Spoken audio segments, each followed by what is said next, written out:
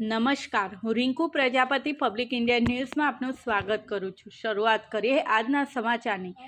આણંદમાં કોમ્પ્લેક્સના ચોથા માળેથી પટકાતા યુવકનું મોત નીપજ્યું। યુવક રાત્રે ઓફિસમાં જ રોકાયો હતો ને બીજા દિવસે સવારે ઘટના બની। આણંદ શહેરના રાજપથ માર્ગ પર આઈરિસ હોસ્પિટલની પાછળ આવેલ ક્રિષ્ના એરોન કોમ્પ્લેક્સના ચોથા માળેથી પટકાતા 43 વર્ષીય યુવકનું મોત નીપજ્યું છે। આ યુવક કોમ્પ્લેક્સ પરથી અકસ્માતે પડી ગયા છે કે પછી આપઘાત કર્યો છે તે અંગે અનેક તર્ક વિતર્ક ઉઠ્યા છે।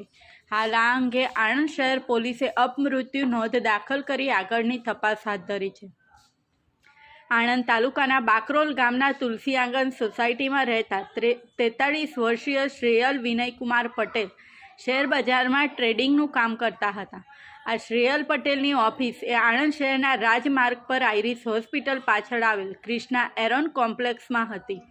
શ્રેયલ પટેલ ગઈકાલે સવારે નિયત સમયે પોતાની ઓફિસે પહોંચ્યા હતા અને દિવસભર કામ કર્યા બાદ મોડી સાંજે તેમના પત્ની ભૂમિબેને ફોન કરી પોતે ઓફિસમાં કામ હોવાથી રાત્રિ રોકાણ ત્યાં જ કરવાનો હોવાનું જણાવ્યું હતું।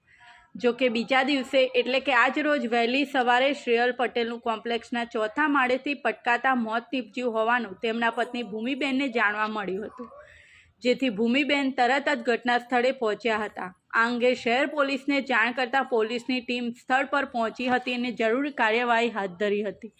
શ્રેયલ પટેલ એ કોમ્પ્લેક્સના ચોથા માળેથી અકસ્માતે પડી ગયા કે પછી જાતે કૂદીને આપઘાત કર્યો તે અંગે રહસ્ય ઘૂંટાયું છે। યુવકના મોતને લઈને લોકોમાં અનેક તર્ક વિતર્ક અને સાથે અનેક ચર્ચાઓનું જોર પકડાયું છે। હાલ આણંદ શહેર પોલીસે અકસ્માતે મોતનો ગુનો નોંધી મૃતકના પરિવારના નિવેદન લેવા સહિતની કાર્યવાહી હાથ ધરી છે। આ સાથે આજના સમાચારને અહીં સમાપ્ત કરીએ છીએ।